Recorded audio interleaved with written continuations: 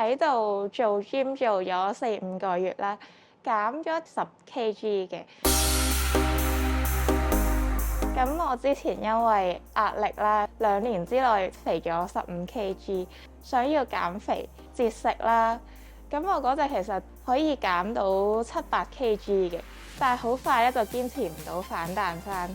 有一次就喺追巴士嘅時候，就覺得自己竟然完全跑唔喐喎，自己個身體點解可以虛到呢種程度？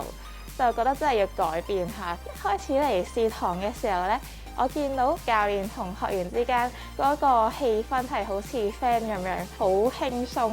試完堂之後，我就決定咗喺度開始上堂啦。咁除咗我瘦咗好多，可以着衫顯得好睇咗之外啦，我覺得我個心態嘅改變都幾大嘅。我未開始做運動之前呢，通常我啲 friend 如果約我去做一啲需要體力嘅一啲活動啦，我都會拒絕，因為我覺得自己做唔到。